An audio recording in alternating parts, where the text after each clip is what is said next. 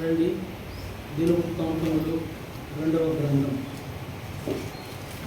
దినవృత్తాంతములు 2వ గ్రంథం 25వ అధ్యాయం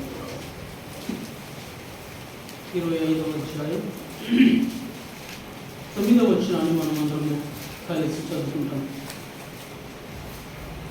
దినవృత్తాంతములు 2వ గ్రంథం 25వ అధ్యాయము 9వ వచనమును మనం అందరం కలిసి గట్టిగా బిగ్గరగా మీ భాగము మీకు అర్థమయ్యేలాగా చదవడానికి ప్రయత్నించండి.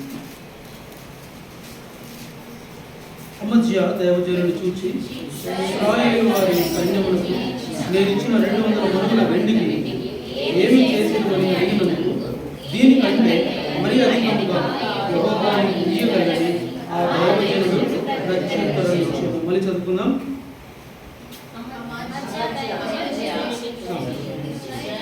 సైన్యమునకు నేను ఇచ్చిన 200 మణుగుల వెండికి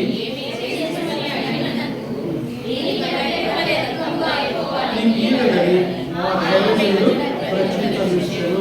ప్రభు సహాయం కొరకై ప్రభు ఇచ్చుదాం. వివరించండి. ప్రయోగైన దైవైన మా ప్రియమైన ప్రయోగపు తండ్రి, మహోన్నతుడు దేవాను స్తోత్రములు. ఆకాశమందు సింహాసనాసీనుడైనటువంటి మా ప్రభు, అత్యున్నతమైనటువంటి సింహాసనం మీద మీరే ఆశీర్వైంది విరాజిల్లుతూ సర్వాధికారం కలిగినటువంటి మా ప్రభు స్తోత్రములు తెలుసుకుంటూ వస్తున్నాం. ఉదయకాలంలో సీయోనులో మీరు మాకు అనుగ్రహించిన ఈ సన్నిధి పెట్టుకున్న స్తోత్రములు, పాటల ద్వారా మీరు మహిపొందినందుకై మీకు వందనములు. ఈ సమయంలో ఆరాధన కొరకై నన్ను మమ్మల్ని సిద్ధపరచుము. చదువుబడిన లేఖన భాగం ద్వారా మాతో మాట్లాడు. మాతో మీరు మాకు ఏం చేశారు అనేటువంటి సంగతిని జ్ఞాపకం చేసుకొని ఆత్మతో సత్యంతో మిమ్మల్ని ఆరాధించటకు మా యొక్క ఆరాధన మూలంగా ప్రభావ మిమ్మల్ని సింహాసనాసనం మీద కూర్చుని పెట్టేవారంగా ఉండునట్టుగా మా తండ్రి మా యొక్క మాది మంచి పూర్ణ హృదయం, మంచి మనస్సు మా తండ్రి మీరు మాకు అనుగ్రహించమని ప్రార్థన చేసుకుంటూ నిలబెట్టిన దాసులను మీరు జ్ఞాపకం తీసుకుని మీ సెలవు చాటు మరుపరచుము. మా తండ్రి నా నోట మీ మాట నుంచి మాకు ఏది క్షేమమో మాకు ఏది మాకు ఆత్మీయంగా పురికొరకు కలుగుతుందో ఆ మాట మీరు మాకు దయచేసి మహిమ పొందమని యేసుక్రీస్తు శ్రేష్ఠమైన నామములో ప్రార్థిస్తున్నాం తండ్రి. ఆమేన్.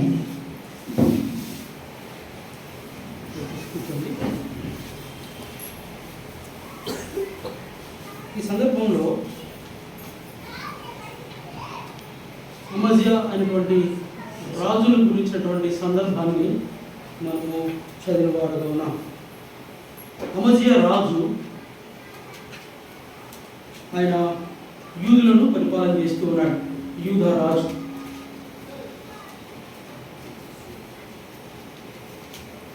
యూదా రాజు ఎదోమీయులతో యుద్ధం చేయడానికి తను ప్రయత్నించి ఇశ్రాయేలు రాజును సహాయం కోరినట్టుగా మనము ఆ అధ్యాయంలో మనం చూస్తాం. ఒక సందర్భంలో ఇశ్రాయేలు రాజు ఒప్పుకోకపోయినప్పటికీ తర్వాత ఒప్పుకొని తన సైన్యాన్ని పంపిస్తాడు. పంపించినప్పుడు ఆ సైన్యం కొరకై అమజ్యా రాజు ఎంత వెల చెల్లించినాడు? 200 మణుగుల వెండి వారికి చెల్లించాడు. ఇప్పుడు అమజ్యా దగ్గరికి ఒక దైవజనుని దేవుడు పంపించినట్లుగా మనం చూస్తాం. దైవజనుని పంపించి అక్కడ వ్రాయబడింది, అక్కడ అనేకులు దైవజనులు ఉన్నారు, ప్రవక్తలు ఉన్నారు. అయితే అక్కడ పరిశుద్ధాత్మ దేవుడు ఆ దైవజనుని పేరులో వ్రాయబడలేదు, ఎందుకు మనకు తెలియదు. అయితే ఆ దైవజనుడు వచ్చినప్పుడు ఆయన రాజుతో మాట్లాడినప్పుడు రాజు అమజ్యా ఏమంటున్నాడంటే, నేను ఇచ్చిన 200 మణుగులు 200 మణుగుల వెండి నేను ఇచ్చాను కదా, అది నష్టమైపోతుంది, ఏం చేయాలి ఇప్పుడు అని అంటే, దైవజనుడు సెలవిచ్చిన మాట ఏంటంటే, దీనికంటే మరి అధికంగా యెహోవా నీకు ఇయ్యగలడు అని సెలవిస్తున్నాడు. మన దేవుడు ఎలాంటి వాడు అని అంటే, అధికముగా దయచేసేవాడు మన దేవుడు. అధికముగా ఇచ్చేవాడు. అందుచేతనే చూడండి, ఒక మాట చూద్దాము ఆరాధన కొరకై మనకు సహాయకరంగా. రోమీయులకు రాసిన పత్రిక 8వ అధ్యాయము 37వ వచనం. రోమీయులకు రాసిన పత్రిక 8వ అధ్యాయము. అయినను మనలను ప్రేమించిన వారి ద్వారా మనము వీటన్నిటిలో అత్యధిక విజయము పొందుచున్నాము. ఆయన మన ప్రభువు ఎలాంటి వాడనంటే వీటన్నిటిలో ఆయన అత్యధిక విజయాన్ని మనకు అనుగ్రహించాడు. ఎలాంటి విజయం ఇస్తాడు? ఎలాంటి విజయము? అత్యధికమైనటువంటి విజయం, మోర్ విక్టరీ అని అంట. అత్యధికమైనటువంటి విజయాన్ని మనకు అనుగ్రహించే దేవుడుగా ఉంటున్నాడు. ఆరాధించడానికి గల కారణం ఏంటి అంటే, మన ప్రభువుని మనము ఆరాధించడానికి, మన ప్రభువుని మనము ఆరాధనల ద్వారా ఆయన ఒక సింహాసనం వేయడానికి కారణము ఏంటి అంటే, ఆయన మన జీవితంలో అత్యధికమైనటువంటి విజయాన్ని అనుగ్రహించే దేవుడుగా ఉన్నాడు. మన దేవుడు మనకు అన్నీ కూడా అధికంగానే ఇచ్చేవాడుగా ఉంటూ ఉన్నాడు. కనుకనే మనము ఆరాధించడానికి ఆయన అత్యధికమైన విజయమును మనకు అనుగ్రహించేవాడుగా ఉంటూ ఉన్నాడు. మన దేవుడు ఎలాంటి వాడు అని అంటే, మానవులు ఇచ్చే సహాయము, మానవుల యొక్క అవన్నీ కూడా కొంతవరకు మాత్రమే ఉంటాయి. మానవుల యొక్క పరిమితి ఏంటంటే అది ఒక లిమిటెడ్, దానికి ఒక బౌండరీస్ ఉన్నాయి, దానికి ఒక హద్దు ఉంది. వారు ఎంతవరకు వారు మనల్ని కొంతవరకే ప్రేమిస్తారు, మనల్ని కొంత మేరకు మాత్రమే మనతో స్నేహం చేస్తారు, కొంతవరకు మాత్రమే మనకు సహాయం చేస్తారు, కొంతవరకు మాత్రమే మనతో మాట్లాడతారు, లేకపోతే కొంతవరకు మాత్రమే మనతో ఉంటారు. మనం నచ్చలేదనుకోండి, మనం విడిచిపెట్టుకోండి. మన మాటలు నచ్చలేదనుకోండి, మన వ్యవహారం నచ్చలేదనుకోండి, మనతో మాట్లాడరు. కనుక మానవుని యొక్క సహాయం అనేది ఏది కూడా అది కొంతవరకు మాత్రమే. అయితే దేవుడిచ్చే ఆశీర్వాదము ఎలాంటిదంటే అది అన్లిమిటెడ్, దానికి కొలత లేదు, దానికి మెజర్మెంట్ లేదు ఇంకా. అందుకని వాక్యం సెలవిస్తూ ఉంది 8:37లో అత్యధికమైనటువంటి విజయాన్ని మనకు అనుగ్రహించే దేవుడుగా ఉంటూ ఉన్నాడు. అయితే మన బంధువులు మనకి ఇచ్చిన దానికంటే, స్నేహితులు మనకు చేసిన దానికంటే, తల్లిదండ్రులు మనకు చేసిన దానికంటే, లేకపోతే అధికారులు ప్రభుత్వం మనకు చేసిన దానికంటే అధికంగా దేవుడు మనకిచ్చేవాడుగా ఉంటూ ఉన్నాడు. అందుచేతనే అయితే మనము ఈ లోకంలో అధికమైనటువంటి విజయం పొందలేని వారుగా ఉన్నాం.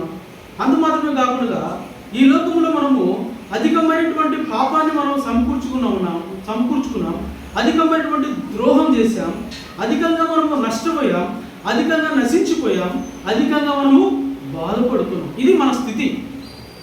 మన స్టేటస్ ఏంటి అంటే అన్ని విషయాల్లో కూడా మనము తగ్గిపోయాం. అయితే దేవుడు ఎలాంటి వాడు అని అంటే, దేవుడు ఎలాంటి వాడు 25:9 ప్రకారము ఆయన అత్యధికముగా అనుగ్రహించే దేవుడుగా ఉంటుంది. మనం అన్నీ కోల్పోయాము మన జీవితంలో, అయితే తిరిగి దేవుడు సమస్తమును సమకూర్చిన వాడుగా ఉంటుంది. ఆ మధ్య తన జీవితంలో అత్యధికంగా పొందుకు అవకాశం ఉంది, కానీ దాన్ని పొందుకోలేని వాడుగా ఉంటున్నాడు.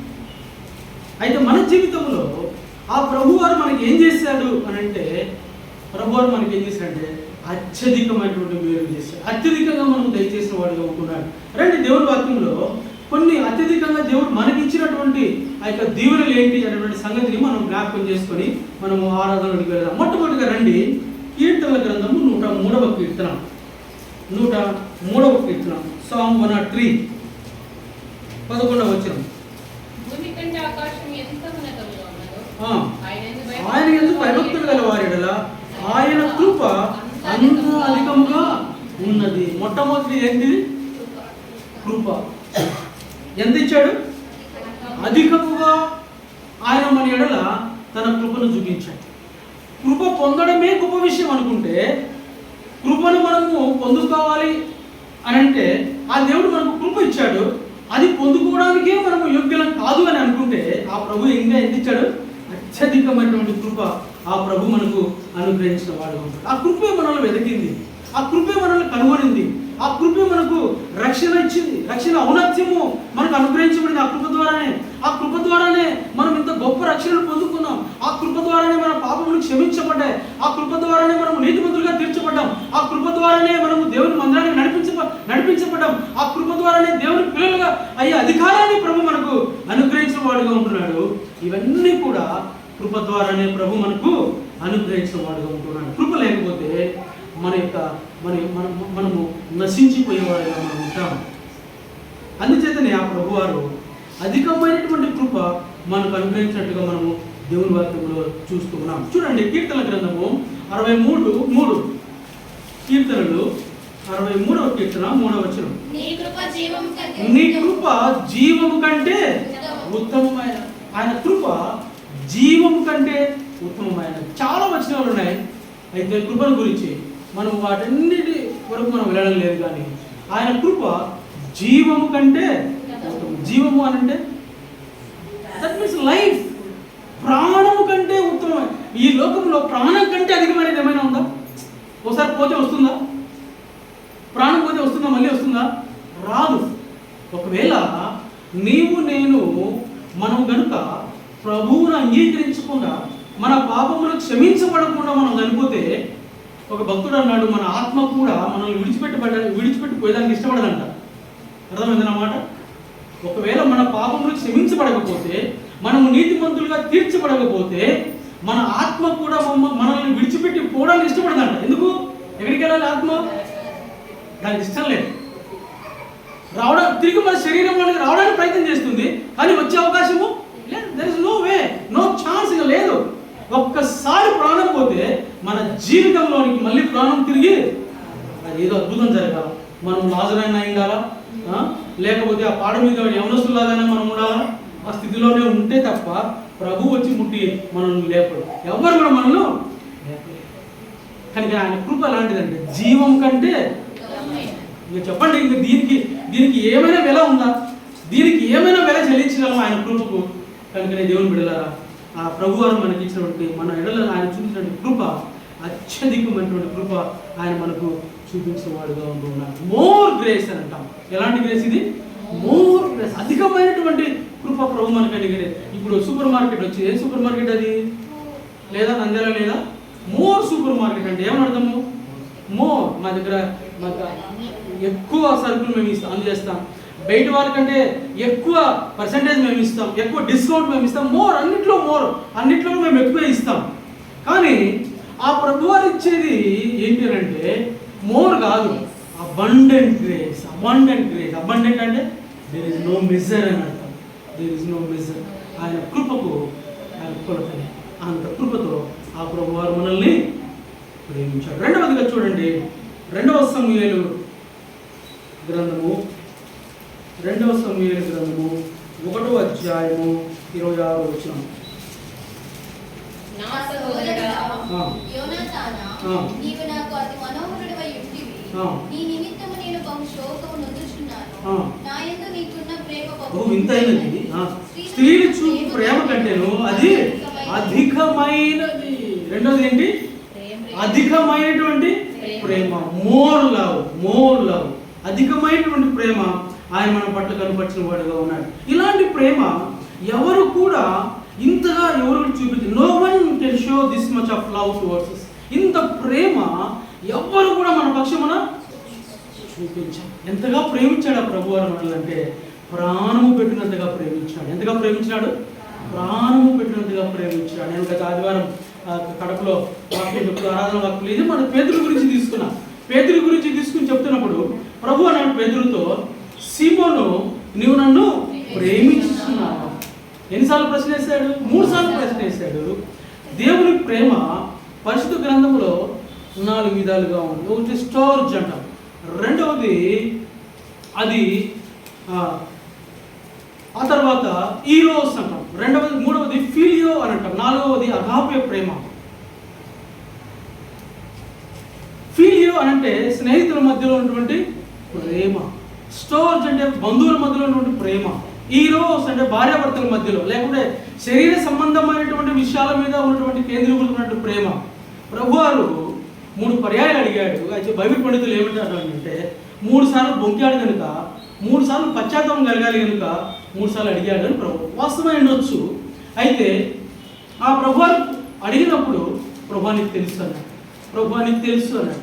మూడోసారి పేతురు ఇంకా ప్రభువుకి సమాధానం చెప్పలేకపోయినాడు. ప్రభువా నీకు తెలుసు, నేను ఎంత ప్రేమతో నేను ప్రేమిస్తున్నానో నీకు తెలుసు. ఇది ఎన్నోది? మూడవది ఫీలియో ప్రేమ. ఫీలియో ప్రేమ అంటే స్నేహితుల మధ్యలో ఉన్న ప్రేమ. స్నేహితుడు ప్రేమిస్తే ఏం చేయాలి? వాక్య ప్రకారం ఏం చేయాలి? ప్రాణం పెట్టాలి. పేతురు ప్రాణం పెట్టాడా? పారిపోయాడు కదా. First stage of his life ఏం చేశాడు పేతురు? ప్రభువుకు దూరం అయ్యాడు. రెండోసారి ప్రభు సమకూర్చుకున్నాడు. సమకూర్చుకున్న తర్వాత 300 పరిచర్య పేతురుకి ఇచ్చాడు. అందుకనే నా గొర్రెలను కాయుము, నా గొర్రెలను పిల్లలను మేపుమంటాడు. నా గొర్రెలను మేపు 300 పరిచర్య ఇచ్చాడు.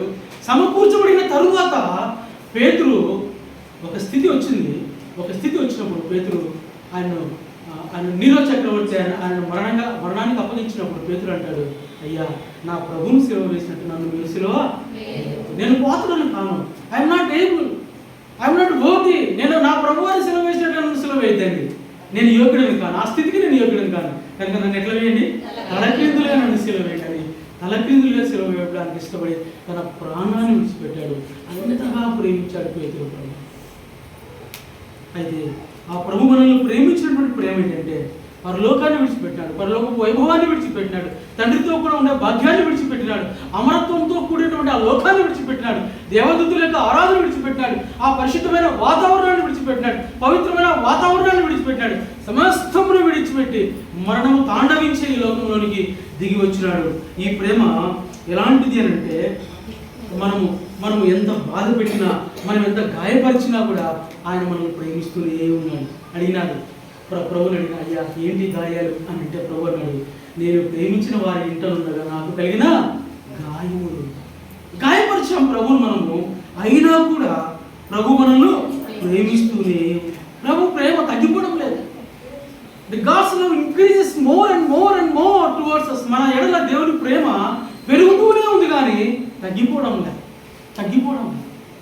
అంత ప్రేమతో ఆ ప్రభు మనల్ని ప్రేమించిన వాడుగా ఉంటున్నాడు. మొదటిగా దేవుని ప్రేమ ఎలాంటిదనంటే అన్కండిషనల్ లవ్.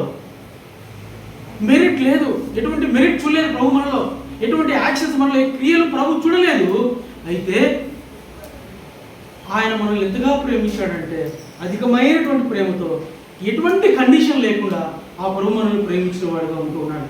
రెండవదిగా ఇటర్నల్ లవ్, నిత్యమైనటువంటి ప్రేమతో ఆ ప్రభు మనల్ని ప్రేమించినాడు. మూడవదిగా సాక్రిఫిషియల్ లవ్, సమర్పణతో కూడినటువంటి ప్రేమతో ప్రభు మనల్ని ప్రేమించినాడు. అందుకని కలవరి శిలువకు వెళ్ళడానికి ప్రభు ఇష్టపడ్డాడు, తన ప్రాణం ఇవ్వడానికి ఇష్టపడ్డాడు. నేను నా ప్రాణం ఇవ్వడానికి నేను ఈ లోకానికి వచ్చానని ప్రభు అంటాడు. తర్వాత నాలుగవది ట్రాన్స్ఫర్మేటివ్ లవ్, అనగా మార్పు తీసుకుని వచ్చే ఆ ప్రేమ. అనేక మంది జీవితాలను ఆ ప్రభు మార్చిన వాడుగా ఉంటున్నాడు. అనేకులు మారిపోయారు, దొంగలు మారిపోయారు, వ్యభిచారులు మారిపోయినారు, కూలికోరులు మారిపోయినారు. అనేకులు ఒక భయంకరమైనటువంటి జీవితంలో ఉన్నవారు సైతము వారి జీవితాల్లో ప్రభు మార్పు తీసుకుని వచ్చాడు. ఒక యూటర్న్ వారి జీవితంలో వచ్చేసి, నీ జీవితంలో నా జీవితంలో కూడా మునుపు మనము పాపం చేత అపరాధముల చేత చనిపోయినటువంటి స్థితిలో ఉన్న మనల్ని జ్ఞాపించుకుని ఆ ప్రభు సంధించినప్పుడు, ఆ ప్రేమ మనల్ని సంధించినప్పుడు ఒక్కసారిగా యూటర్న్ తీసుకొని మన జీవితాన్ని మనము మార్చి వేసుకునే వారు మనము. అంతటి ప్రేమతో ప్రభు మనల్ని ప్రేమించినాడు. మొదటి ఏంటి? అధికమైన కృప. రెండవది అధికమైనటువంటి ప్రేమ. మూడవది చూడండి, కీర్తనలు 4వ కీర్తన 7వ వచనం. 4వ కీర్తన 7వ వచనం.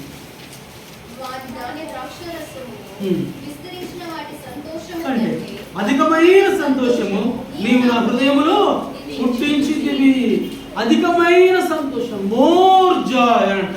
అధికమైన సంతోషాన్ని ప్రభు మనకి ఇచ్చాడు. ఎలాంటి సంతోషం అది? వారి ధాన్య ద్రాక్షారసములు విస్తరించిన నాటి సంతోషము కంటే. ధనం పెరిగిపోయింది అనుకోండి, ఆస్తులు పెరిగిపోయాయి అనుకోండి, లేకపోతే ఐశ్వర్యం పెరిగింది అనుకోండి, ఈ లోకంలో సమాజంలో మన స్థితి మారిపోయింది అనుకోండి, మన స్టేటస్ మారిపోయింది అనుకోండి, సైకిల్లో తిరిగే వాడిని నేను ఇప్పుడు కారులో తిరుగుతున్నాను అనుకోండి, లేకపోతే ఒక విస్తారమైన ధనము నా దగ్గర ఉంది, నా ప్రాణమా తిను త్రాగు సుఖించు, విస్తారమైన ధనం నీ దగ్గర ఉంది అన్నటువంటి ఆ యొక్క స్థితిలో నీవు నేను మనం ఉన్నప్పుడు కూడా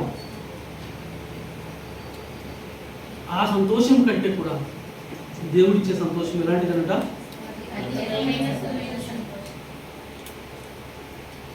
more joy we experienced more joy of God.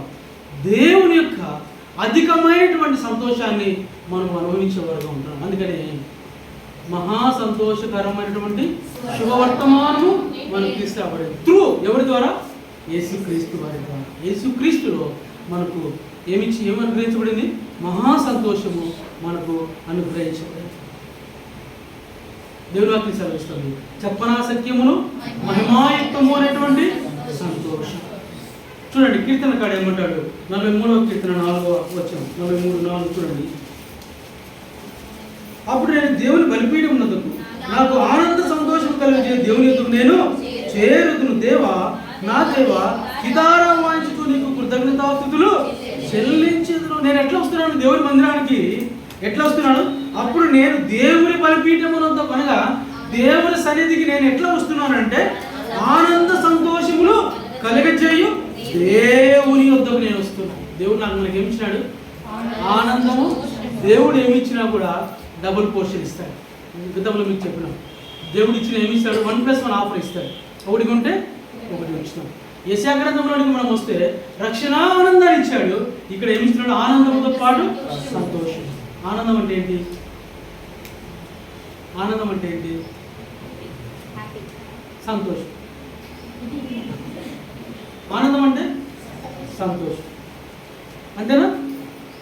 ఆనందం అంటే ఏంటి అంటే నీ లోపల నీవే సంతృప్తి చెందేదాన్ని ఆనందం అంటాను. సంతోషం అంటే ఏంటంటే వీ కెన్ ఎక్స్ప్రెస్. నేను నా ఆనందాన్ని, నా సంతోషాన్ని పంచుకుంటాను. అది మోర్ జాయ్, సంతోషం. ఆనందం అంటే నా లోపల నేనే ప్రభు నాకు ఇంత సహాయం చేశాను, నేను ఇంత ఆశ్రయించబడా, నా దగ్గర నేను ఇంత మేలుకుందా అని నేను పొందే ఆ స్థితి ఆనందము. సంతోషం అంటే ఏంటంటే ఆ సంతోషాన్ని నేను నా దగ్గర ఉంచుకోలేదు. నేనేం చేస్తాను? షేర్ చేస్తాను.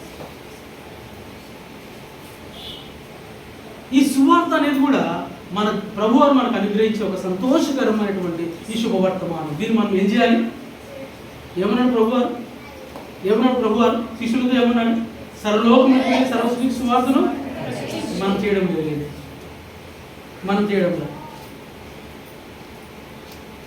కదా. ఇలాంటి సంతోషాన్ని చూడండి 37:4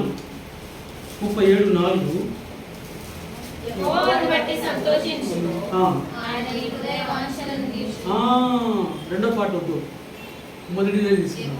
యెహోవా నీ హృదయ వాంఛలను ఇప్పుడు ఎట్లుంటుంది చెప్పండి సంతోషం? నీట్ రాసిన అబ్బాయికి అమ్మాయికి మెడిసిన్లో సీట్ వచ్చింది అనుకోండి, ఎట్లుంటుంది? అవునా? ఆ సంతోషాన్ని ప్రభు మనకు అనుగ్రహించిన వాడు. పరమగీతము 1:4 చూడండి. పరమగీతము 1:4 ఎప్పుడుంటుంది?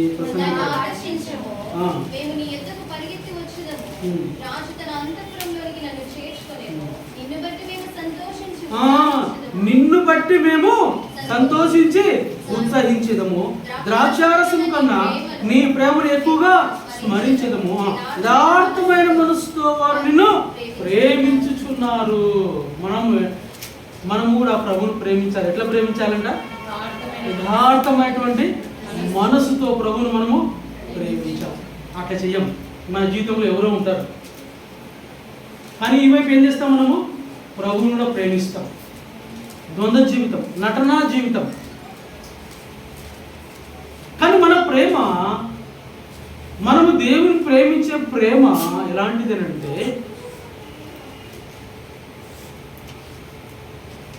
మన ప్రేమకు 2 పార్శ్వాలు ఉంటాయి. కానీ దేవుని ప్రేమకు ఆయనకు తెలిసింది ఒకటే, మనను ప్రేమించడమే ఆయన తెలుసు, వేరేది ఏమీ తెలియదు. అందుకే పౌలు అంటాడు చూడండి, అపోస్తలుల కార్యములు 14వ అధ్యాయము 17వ వచనం. అయినను ఆకాశం నుండి మీకు వర్షమును ఫలవంతమైన ఋతువులను దయచేయచ్చు, ఆహారమును అనుగ్రహించు, ఉల్లాసంతో మీ హృదయములను నింపుచు దగ్గరగా చెప్పి ఏం చేస్తాడు ప్రభువారు? ఉల్లాసముతో మీ హృదయములను నింపుచ్చు. చెప్పండి, ఇంతకంటే సంతోషం మనకు అవసరంగా? ఇంతకంటే ఇంకా ఏమైనా అవసరమా? ఇంతకంటే ఇంకా అధికమైన సంతోషం మనకు అవసరమా? అన్నీ ఇచ్చాడు కదా, అన్నీ ఇచ్చాడు కదా. కనుక దేవుడు మనల్ని ప్రేమించినప్పుడు షరతులు లేకుండా మనల్ని ప్రేమించాడు. అన్కండిషనల్ లవ్తో ఆయన మనల్ని ప్రేమించినాడు. కనుక ఇది 8వ, 3వ, 4వ యెహెజ్కేలు గ్రంథము 36వ అధ్యాయం. యెహెజ్కేలు 36. యెహెజ్కేలు 36:11. మీ మీద మనుషులను పశువులను విస్తరింపజేసినను విస్తరించి అభివృద్ధినందును పూర్వమున్నట్టు మిమ్మల్ని నివాస స్థలముగా చేసి మునుపటి కంటే అధికమైన మేలు మీకు కలుగజేసేది. 4వది ఏంటంటే అధికమైన మేలు, మోర్ గుడ్నెస్ అని. అధికమైనటువంటి మేలు ప్రభు మనకు అనుగ్రహించిన వాడుగా ఉంటున్నాడు. అక్కడ వ్రాయబడింది, నేను నిన్ను నివాస స్థలముగా చేసి మిమ్మును అభివృద్ధి పరతును. ఏం చేశాడంటే ప్రభు వారు ఒక నివాస స్థలాన్ని మనకు అనుగ్రహించినాడు. రెండవదిగా మనల్ని ఏం చేశాడు ప్రభు వారు? అభివృద్ధి పరిచినాడు. The lord increased us. మన స్థితిని మార్చాడు, మన విశ్వాసాన్ని పెంపొందించినాడు. అది మాత్రమే కాకుండా మనకు అవసరతలు, మన అక్కర్లు అన్నీ కూడా తీర్చినాడు. చాలా దేవుడిగా ఉండి, నమ్ముకొనదగిన సహాయకుడిగా ఉండి ఆయన తన మంచితనం అంతా మనకి ఏం చేశాడు? చూపించినాడు. అంత మాత్రమే కాకుండా మునుపు మన స్థితి కొద్దిగా ఉన్నప్పటికీ ఇప్పుడు ఏం చేశాడు ప్రభు వారు? మనల్ని అభివృద్ధి చేశాడు. అంత మాత్రమే కాకుండా మన జీవితంలో ఎన్నో ఆశీర్వాదాలు మనం ప్రభు నుంచి మనము పొందుకున్నవారు. అన్నీ మనము జ్ఞాపకం చేసుకుని ప్రభుని ఆరాధించాలి. మన ప్రభు వారు మనకు మంచి ఆరోగ్యం ఇచ్చినాడు, మన పిల్లలను దీవించినాడు, మన కుటుంబ విషయాల్లో ప్రభు మనకు సహాయపడుతూ వచ్చినాడు, మన పనులలో సహాయపడుతూ వచ్చినాడు.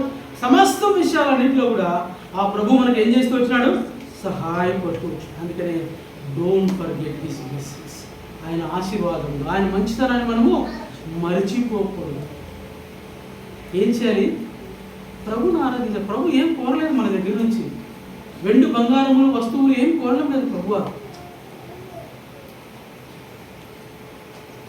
ఆయన కోరిందల్లా ఒకటే, ఆయన ఆరాధించు, నన్ను ఆరాధించు. కనుక దేవుని బిడ్డలారా, మనము ఆరాధిస్తే ఆయన సంతోషభరితుడైంది, మన ఆరాధన మీద, మన స్తుతుల మీద సింహాసనాసురుడైంది, అత్యధికమైనటువంటి మహిమను పొందేవాడుగా ఉంటున్నాడు. ఇది ప్రభు మన దగ్గర నుంచి కోరింది. ఏం కోరలేదు ప్రభు. 1,00,000 రూపాయలు ఇవ్వమంటే ఇవ్వచ్చేమో, లేదంటే డబ్బు ఉన్నోడా 1 కోటి రూపాయలు ఇవ్వంటే ఇవ్వచ్చేమో, కానీ ప్రభు వాటిని కోరుకోలేదు. He does not want physical materials. ఈ లోక సంబంధమైనటువంటి ఏ వస్తు రూపకమైనటువంటి ఏ బహుమానం ఆయనకు అవసరం లేదు. ఆయనకు కావాల్సినంత ఒకటే, ఆత్మ సంబంధమైనటువంటి రుణాన్ని తీర్చుకోవాలి. అదే ఆరాధన. మనం అప్పుల్లో ఉన్నాం. అప్పు తీర్చుకోవాలంటే ఏం చేయాలి? మనము ఆరాధించాలి ప్రభుని. ఏం చేయలేము ఇంకా మనం, అంత మించి మనం ఏం చేయాలి? ప్రభుకి ఏమిస్తాం మనం? దేవుడికి ఏమిస్తాం మనము? ఏమి ఇవ్వలేం. అందుకనే ప్రభు అన్నాడు, మన ఆరాధన కోరుకొని యోహాను రాసిన పత్రిక, యోహాను రాసిన 4:23-24 మన ఆరాధన కోరి వెలుగుతూ మన దగ్గరికి వచ్చినాడు. ఎంత గొప్ప దేవుడు. కనుకనే ఆయన మన ఎడల అధికమైన మేలు చేసేవాడుగా ఉంటున్నాడు. ఇది 4వది. 5వది చూడండి, 1 సమూయేలు 2:10. 1 సమూయేలు 2:10. యెహోవాతో వాదించువారు నాశనమగును. మండలంలో నుండి ఆయన వారిపైన ఉరుమువలే గర్జించును. లోకపు సరిహద్దులలో నుండి వారికి ఆయన తీర్పు తీర్చును. తాను నియమించిన రాజులకు ఆయన బలం ఇచ్చును. తాను అభిషేకించిన వానికి అధిక బలము. 5వదిగా ఏమిచ్చాడు? అధికమైన బలం ఇచ్చాడు. లోకములో ఉన్న బలవంతులందరికంటే కూడా ఆ బలము ప్రభు మనకి ఇచ్చాడు. అందుకని పాట పాడుతున్నాం, అధిక బలము సంపూర్ణ శక్తి అని పాట పాడుతున్నాడు. కానీ దేవుడు అన్ని విషయాల్లో కూడా మనల్ని బలపరిచేవాడుగా ఉంటున్నాడు. ఎన్నో సందర్భాలు మన జీవితంలో ఎన్నోసార్లు మనము కృంగిపోయిన వారుగా ఉన్నాం. ప్రభువా, నా జీవితం ఏంటి ఇలా అయిపోయింది, నా స్థితి ఏంటి ఇలా ఉంది, నా స్థితి కొద్దిగానే ఉంది ఇంకా అనేటువంటి ఎన్నో రాత్రులు, ఎన్నో దినాలు నిద్రలేని రాత్రులు గడిపాం. ఎన్నో దుఃఖ దినాలు మన జీవితంలో గడిపాం, ఎన్నో నిరాశ నిస్పృహలు కూడా మనం వెళుతూ వచ్చినాం. అయితే ఎన్నిసార్లు కృంగిపోయినా, ఎన్నిసార్లు బలహీనమైనా, ఎన్నిసార్లు మనం ఆరోగ్యాన్ని పోగొట్టుకున్నా ఉన్నప్పటికీ కూడా ఆ ప్రభువారు మనల్ని ఏం చేసేవాడుగా ఉన్నాడు. దావీదు మహారాజు అంటాడు, యెహోవా నా బలమా, యథార్థమైనది నీ మార్గం, పరిపూర్ణమైనది యెహోవా. ఎవరైనా మన ప్రభు తర్వాతనే మనల్ని బలపరచాలి అన్నా, మనకు సహాయపడాలి అన్నా, మనం ఆదుకోవాలని అన్నా, మనల్ని ఓదార్చాలని అన్నా, మన స్థితిని మెరుగుపరచాలన్నా ఎవరైనా కూడా మన ప్రభు తర్వాతనే.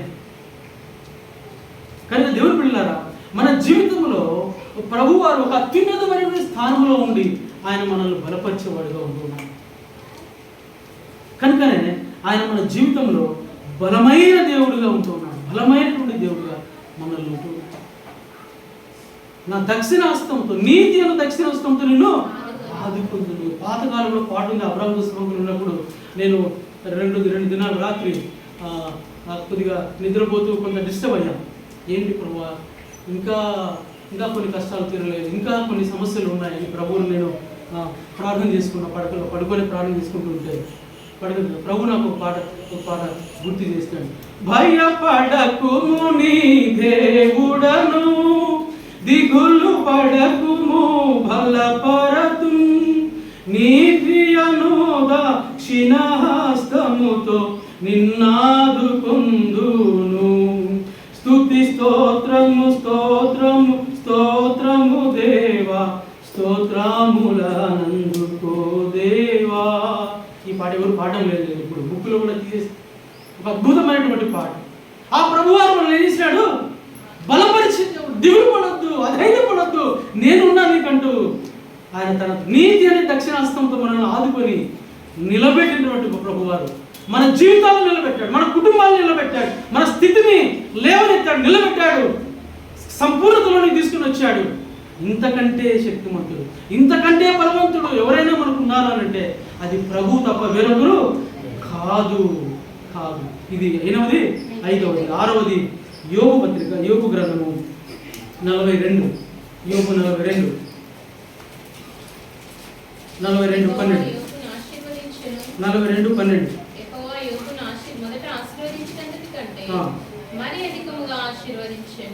ఎంత ఆశీర్వదించినాడు, అధికముగా ఆశీర్వదించినాడు. More blessing.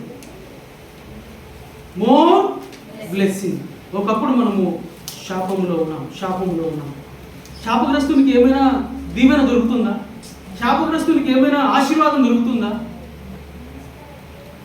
ధర్మశాస్త్రం కింద శాపములో ఉన్నటువంటి మనల్కి అబ్రహాముకు దేవుడు అనుగ్రహించిన ఆశీర్వాదం మనం పొందాలి అని అంటే ఏం చేయబడాలా? మన మీద ఉన్నటువంటి శాపము తీసివేయబడాలా. అందుకని ధర్మశాస్త్ర ప్రకారము సంకల్పించినటువంటి ఆ శాపము తీసివేసి ఆ ప్రభువారు గవిని వెలుపడ నీ కొరకే నా కొరకే ఏం చేయబడ్డాడు, తన ప్రాణములు పెట్టాడు. మనుషులు ఆశీర్వదించినంత కంటే అధికంగా ఆ ప్రభువారు మనకి ఇచ్చాడు. కొలిచి ఇవ్వలే ప్రభువారు, లేకపోతే తక్కువ ఇవ్వలేదు ప్రభువారు, లేకపోతే సగం ఇవ్వలేదు మన ప్రభువారు. ఏమి ఇవ్వలేదు? కొలిచి ఇవ్వలే, ఇదిగో నీకు ఇంతే చాలు అనలేదు ప్రభువారు, లేకపోతే సగమే ఇస్తాను అనలేదు ప్రభువారు, లేకపోతే తక్కువ ఇవ్వలేదు. కొలిచి ఇవ్వలేదు, తక్కువ ఇవ్వలేదు, సగం ఇవ్వలేదు. ఎంత ఇచ్చాడు? అధికంగా ప్రభువారు మనకి ఇచ్చాడు. ఎంత గొప్ప దేవుడు. కనుక దేవుని బిడ్డలారా, ఎన్నో దీవెనలు ప్రభు ద్వారా మనం పొందుకున్నాం, ఎన్నో ఆశీర్వాదాలు మనము ప్రభు ద్వారా మనము పొందుకున్న వారంగా ఉన్నాం. ఇంతకంటే ఆశీర్వాదం ఏం కావాలి ప్రభు నుంచి మనం? ఇంతకంటే కారణాలు ఏం కావాలి ప్రభుని మనం ఆరాధించడానికి? చివరిగా 7వదిగా చూడండి, అపోస్తలుడైన పౌలు కొరింథీయులకు రాసిన 2వ పత్రిక 3వ అధ్యాయం 9వ వచనం. శిక్షావిధికి కారణమైన పరిచర్య మహిమ కలిగినదే, నీతికి కారణమైన పరిచర్య ఎంతో అధికమైన మహిమ కలుగును. అత్యధికమైన మహిమ దీని పుట్టుట వలన ఇంతకు మునుపు మహిమ కలదిగా చేయబడినది. ఏమిచ్చాడు? అత్యధికమైనటువంటి మహిమ, మోర్ గ్లోరీ. మనము మొదట మనం ఏం చేసాము అని అంటే ఆది కాండం లేని మనం 3వ అధ్యాయంలోకి వెళ్తే ఆదాము ఏం చేశాడు? తన అతిక్రమాన్ని బట్టి, తన పాపాన్ని బట్టి ఏం చేశాడు? దేవుని మహిమను కోల్పోయాడు. మనం ఎవరో తెలుసా? What we are? ఎవరు మనము?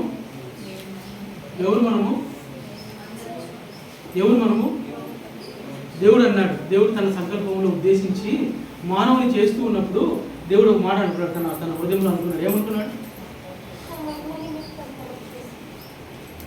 మన స్వరూపంలో మన పోలికలో ఏం చేస్తామన్నాడు? ఇప్పుడు చెప్పండి, మనం ఎవరము? మనము దైవ స్వరూపాలు, దేవుని పోలిక మనం. దాన్ని ఏం చేశాడు అంటే ఆదాము పోగొట్టుకున్నాడు. అందుచేతనే రోమిలికి రాసిన పత్రిక 3:23 ఉంది కదా, ఏముంది? ఏ భేదమును లేదు, అందరూ పాపం చేసి దేవుని మహిమను పొందలేదు. దేవుని మహిమను మనం పోగొట్టుకున్నాము.